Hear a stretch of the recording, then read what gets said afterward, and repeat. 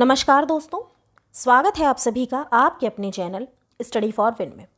और आज के इस वीडियो में हम डिस्कस करने वाले हैं शिक्षण विधि और शिक्षण कौशल से रिलेटेड 50 प्रश्नोत्तरों की सीरीज़ को।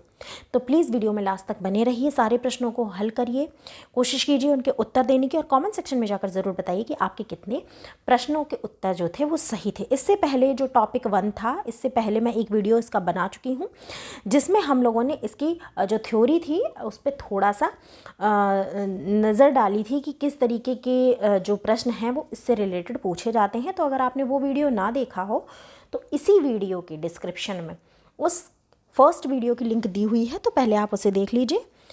उसके बाद हम आज इस वीडियो में डिस्कस करने वाले हैं क्वेश्चंस को, देखेंगे किस तरीके के प्रश्न पूछे जाते हैं। किसी भी तरीके की हेल्प के लिए हमारा ऑफिशियल नंबर है 9496369356। इस नंबर पर आप कांटेक्ट करके नोट्स लेने की प्रक्रिया को जान सकते हैं। तो पहले जो वीडियो था उसमें हमने शिक्षण विधि और उससे रिलेटेड इस थ्योरी को पूरा डिस्कस किया था, शिक्षण कौशल के बारे में भी डिस्कस किया था। अब आज हम बात करने जा रहे हैं अपने क्वेश्चंस को, ठीक है। तो शिक्षण विधियाँ और क्वेश्चंस कौशल से रिलेटेड जो भी हैं उनके बारे में हम बात करेंगे। तो चलिए बिना टाइम वेस्ट किए हुए देख लेते हैं हम आज के अपने प्रश्न। पहला प्रश्न है यहाँ पर, शिक्षण विधि क्या है? ठीक, शिक्षण विधि क्या है? तो शिक्षक द्वारा शिक्षार्थियों को ज्ञान देने की विधि, विद्यार्थियों का निरीक्षण करना, विद्यार्थियों को सहायता प्रदान करना, या उपरोक्त सभी। तो देखिए, जो शिक्षण विधि है तो किस विधि से शिक्षक शिक्षार्थियों को ज्ञान प्रदान कर रहा है वो विधि शिक्षण विधि कहलाती है। तो शिक्षक द्वारा शिक्षार्थी को ज्ञान देने की विधि शिक्षण विधि कहलाती है। ठीक, तो पहला ऑप्शन यहाँ सही हो जाएगा। अगला है, प्रायः युक्तियों को क्या मान लिया जाता है? तो युक्तियों को प्रायः क्या मान लिया जाता है? शिक्षण विधि मान लिया जाता है। यानी कि जो शिक्षण युक्तियाँ यानी टीचिंग टैक्टिक्स होती हैं उनको जनरली लोग टीचिंग मेथड्स मान लेते हैं, लेकिन ऐसा नहीं है। टैक्टिक्स जो हैं वो अलग होते हैं और टीचिंग मेथड्स अलग होते हैं, लेकिन उनको प्रायः मान लिया जाता है। पाठ्य विषय को प्रस्तुत करने के लिए कितने प्रकारों का उपयोग किया जाता है? तो 2 प्रकारों का उपयोग किया जाता है। आगमन विधि क्या है? मैंने आपको पिछले वीडियो में डिस्कस किया था कि आगमन विधि क्या है, बताया था। तो छात्रों को तथ्यों तथा घटनाओं का निरीक्षण कराना, ठीक, किस तरीके से जो तथ्य हैं घटनाएं हैं वो हो रही हैं, वही आगमन विधि कहलाती है। अगला है, किस विधि में छात्रों को जांच या पुष्टि के लिए उदाहरण दिए जाते हैं? तो उदाहरण दिए जाते हैं तो वो है निगमन विधि में। ठीक, पुष्टि के लिए यानी पहले नियम बता दिए जाते हैं निगमन विधि में और उसके बाद उनको पुष्ट करने के लिए उनको एग्जाम्पल्स दिए जाते हैं। किस विधि में सामान्य से विशिष्ट या सामान्य से उदाहरण जांच को सिद्ध किया जाता है? ये लास्ट वीडियो में हम डिस्कस कर चुके हैं। जिन लोगों ने वो वीडियो देखा होगा उनको फटाक से इसका आंसर आ गया होगा, निगमन विधि। नेक्स्ट है आपका, किस विधि द्वारा अमूर्त को मूर्त बनाने का प्रयास किया जाता है? तो इसका आंसर होगा ऑप्शन डी, निगमन विधि। यानी निगमन विधि में अमूर्त को मूर्त बनाने का प्रयास किया जाता है। संश्लेषणात्मक विधि क्या है? तो संश्लेषणात्मक विधि जो है वो है अंगों का ज्ञान देकर पूर्ण वस्तु का ज्ञान कराना। पहले पार्ट्स के बारे में बताना और फिर उससे रिलेटेड जो पूरी वस्तु है उसके बारे में बताना। ये हमने डिस्कस की, देखिए सारी चीज़ें हमने डिस्कस की हैं पिछली वीडियो में, इसीलिए मैंने बोला है कि पहले आप वो वीडियो देखिए, उसके बाद आप इन प्रश्नों के उत्तर देने का प्रयास कीजिए तो आपके ज़्यादा से ज़्यादा उत्तर सही होंगे। अगला है, हिंदी पढ़ाने में पहले वर्णमाला सिखाई जाती है, ये किस विधि का उदाहरण है? तो पहले वर्णमाला सिखाना ये आपका संश्लेषणात्मक विधि का उदाहरण है। यानी कि पहले अंगों का ज्ञान कराना, जो ओलम है, जो वर्णमाला है उसके अंग हैं, जो उसके अक्षर हैं वो उसके अंग हैं। तो पहले ओलम का ज्ञान कराना, वर्णमाला का ज्ञान कराना, छोटा बड़ा काखा गागा सिखाना और उसके बाद शब्दों वाक्यों को बताना। तो ये संश्लेषणात्मक विधि है। विश्लेषण विधि क्या होती है? तो विश्लेषण विधि जो है वो पहले वाक्य सिखाना और उसके बाद शब्द बताना और फिर अंत में वर्ण सिखाना। यानी पहले पूरा वाक्य दिखा देना, सिखा देना, उसके बाद शब्द, उसके बाद वर्ण। ये विश्लेषण विधि है आपकी। यानी संश्लेषण से जो विपरीत है वो विश्लेषण है। नेक्स्ट है किस विधि में पूर्णता से अंग की ओर चला जाता है, यानी कि पूर्ण से अंश की ओर या पूर्ण से अंग की ओर किस विधि में चला जाता है, तो विश्लेषण विधि में चला जाता है। ठीक, अगला है मूर्त से अमूर्त की ओर क्या है, तो मूर्त से अमूर्त की ओर एक शिक्षण सूत्र है। ज्ञान प्रदान करने का सबसे सरल साधन क्या है, तो ज्ञान प्रदान करने का सबसे सरल साधन है मूर्त वस्तुएं। नेक्स्ट है ज्ञान की शुरुआत के लिए किस विधि की सहायता ली जाती है, तो ज्ञान की शुरुआत के लिए वस्तु विधि की सहायता ली जाती है, यानी जिस वस्तु के बारे में पता हो उसकी सहायता ली जाती है।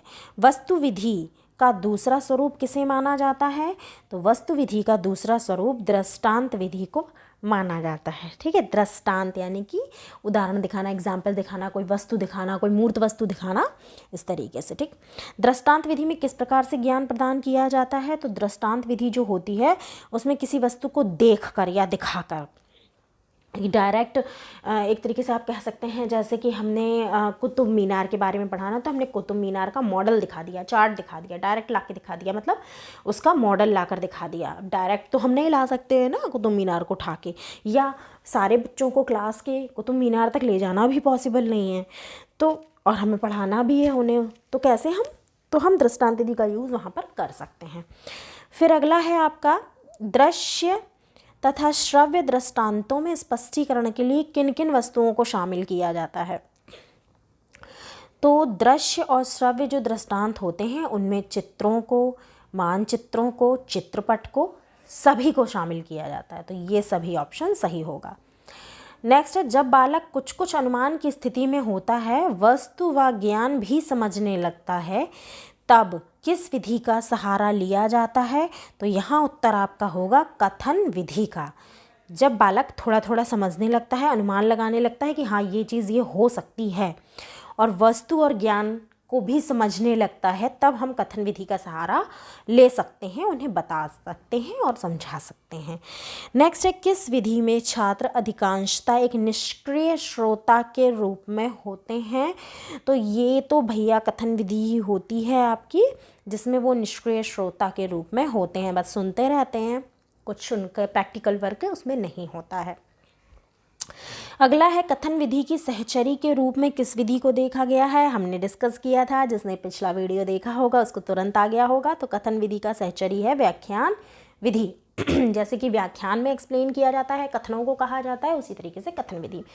व्याख्यान विधि में भी जो श्रोता होते हैं, वो जो बालक होते हैं, वो निष्क्रिय श्रोता की भांति बैठे रहते हैं, क्योंकि जो व्याख्यान कर रहा है, जो एक्सप्लेन कर रहा है, सिर्फ वही बोलता है, सिर्फ उसी की सहभागिता होती है, और बाकी जो स्टूडेंट्स होते हैं वो सिर्फ सुनते रहते हैं। तो इसीलिए जो बड़ी क्लासेस होती हैं, जो बड़े बच्चे होते हैं, उनके लिए ज़्यादातर ये विधि यूज़ की जाती है। छोटे बच्चों के लिए ये सही नहीं मानी जाती है, क्योंकि छोटे बच्चों को सिर्फ आप व्याख्यान दे देंगे तो उन्हें समझ आने से रहा।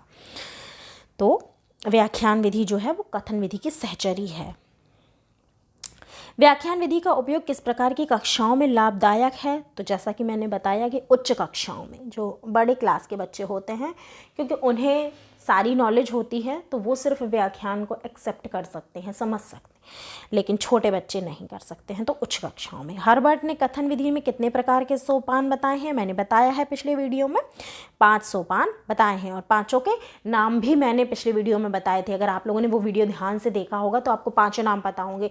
तो जितने भी लोग यहाँ पर ये वीडियो देख रहे हैं और अगर उन्हें वो 5 नाम पता है, तो कॉमेंट सेक्शन में जाके आपको बताना है कि हर्बर्ट ने कथन विधि में जो 5 सोपान बताए हैं वो कौन कौन से, उनके क्या क्या नाम है। ठीक है, चलिए फटाफट आंसर ज़रूर दीजिएगा। आप लोग आंसर देने में भी बहुत कंजूसी करते हैं भैया, आंसर के देखो पैसे वैसे तो लगते नहीं हैं, तो प्लीज़ कितनी देर लगती है, मुझे लगता है कि अगर आप चैटिंग बहुत देर तक कर सकते हो तो एटलीस्ट यार 1 मिनट देकर एक आंसर तो दे ही सकते हो। तो भैया अगर आ रहा हो आंसर तो ज़रूर देना। ठीक है, नेक्स्ट है आपका प्रस्तावना, प्रस्तुतिकरण तथा सिद्धांत स्थापना किस विधि के सोपान हैं, तो इसका जो सही आंसर होगा वो होगा कथन विधि के सोपान है। प्रश्नोत्तर को एक विधि के रूप में सर्वाधिक महत्व किसने दिया, तो प्रश्नोत्तर को एक विधि के रूप में सर्वाधिक महत्व शुक्रात ने दिया। शुक्राती विधि किसे कहा जाता है ये भी मैंने बताया था। तो शुक्राती विधि जो प्रश्नोत्तर विधि होती है उसको शुक्राती विधि कहा जाता है। ठीक है, शुक्राती विधि प्रश्नोत्तर विधि का दूसरा नाम है। ठीक, नेक्स्ट है प्रश्नोत्तर विधि में प्रश्नों का संबंध किससे होता है। तो प्रश्नों का संबंध जो है वो सुनने वाले और प्रश्न पूछने वाले दोनों से होता है। तो ए और बी दोनों। शिक्षण में सर्वाधिक महत्व किसे प्रदान किया जाता है। तो शिक्षण में सर्वाधिक महत्व जो है वो सक्रियता को प्रदान किया जाता है कि कितनी ज़्यादा एक्टिवनेस है। जितना ज़्यादा एक्टिवनेस होगी उतना ही प्रभावी शिक्षण होगा। वर्तमान शिक्षण सिद्धांत किस पर आधारित होते हैं। तो वर्तमान शिक्षण जो सिद्धांत होते हैं वो करके सीखने पे, लर्निंग बाय डूइंग पर डिपेंड करते हैं। किन किन शिक्षा शास्त्रियों ने बच्चों की ज्ञानेंद्रियों को अधिक क्रियाशील बनाने और शिक्षा देने पर अधिक बल दिया है। तो यहाँ आपका जो सही उत्तर होगा वो होगा रूसो, डीवी और मॉन्टेसरी, इन सभी ने।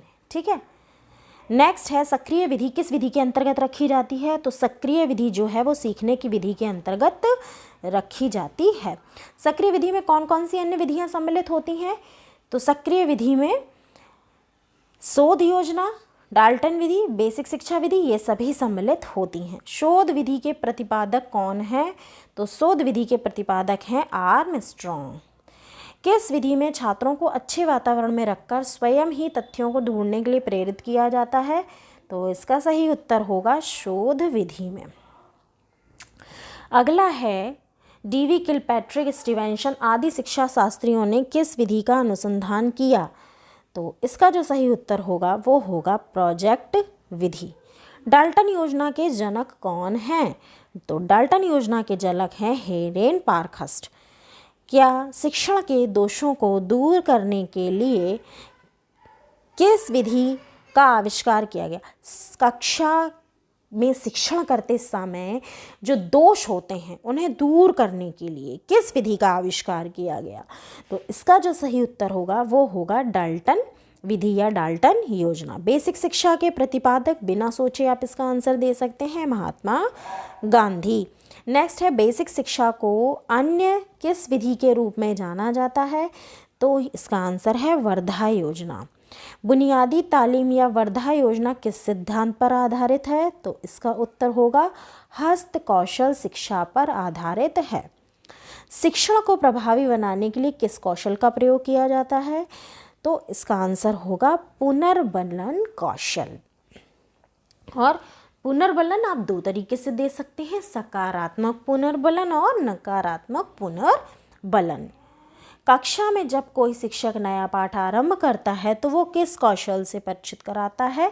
तो प्रस्तावना। सबसे पहले जब पाठ शुरू होता है तो उसकी होती है प्रस्तावना। प्रस्तावना प्रश्न पूछे जाते हैं और उसी के द्वारा पाठ का शीर्षक जो है वो निकलवाया जाता है। ठीक, अब अगला क्वेश्चन आपका आता है तथ्यों, सिद्धांतों एवं अन्य विषयगत संबंधों का स्पष्टीकरण जिसे शिक्षक बच्चों को सुनाना समझाना चाहता है किस कौशल की अभिव्यक्ति है। तो सुनाना चाहता है, समझाना चाहता है, बताना चाहता है, यानी एक्सप्लेन करना चाहता है, स्पष्ट करना चाहता है सारी चीज़ों को, तो यानी कि व्याख्यान विधि इसका आंसर होगा। जहाँ अनुक्रियाएं शाब्दिक ना होकर सांकेतिक होती हैं तब उनमें क्या, तब वहाँ पर अशाब्दिक पुनर्बलन होता है। ठीक है, यानी कि जैसे कई बार हम देखते हैं कि टीचर्स सिर्फ संकेतों के माध्यम से पुनर्बलन देते हैं। जैसे अगर किसी बच्चे ने कोई आंसर दिया तो हम कुछ हाँ या ना मुंह से ना बोलकर हम सिर्फ अपना सर हिला देते हैं कि ठीक है, मतलब, या दूसरे बच्चे की तरफ इशारा कर देते हैं। तो इस तरीके से अशाब्दिक यानी सिर्फ संकेतों का सहारा लेते हैं, वो अशाब्दिक पुनर्बलन होता है। पुनर्बलन होता कितने प्रकार का है। तो जैसा कि मैंने अभी ही आपको बताया कि दो प्रकार का होता है, सकारात्मक पुनर्बलन और नकारात्मक पुनर्बलन। उद्दीपन कौशल के दो प्रमुख घटक कौन कौन से हैं। तो शारीरिक संरचना और हाव भाव, ये दोनों ही। तो ऑप्शन सी सही होगा। ठीक, यानी शरीर की संरचना और हाव भाव, इनके द्वारा उद्दीपन दिया जा सकता है, बदला जा सकता है। दृष्टांत कौशल कितने प्रकार के होते हैं? तो दृष्टांत कौशल जो हैं वो 2 प्रकार के होते हैं। प्रस्तावना कौशल क्या है? तो प्रस्तावना कौशल शिक्षक द्वारा पढ़ाए जाने वाले पाठों को छात्रों से अवगत कराना, ये ही प्रस्तावना होती है, यानी पाठ के बारे में बताना। प्रस्तावना कौशल के मुख्य घटक कौन कौन से हैं?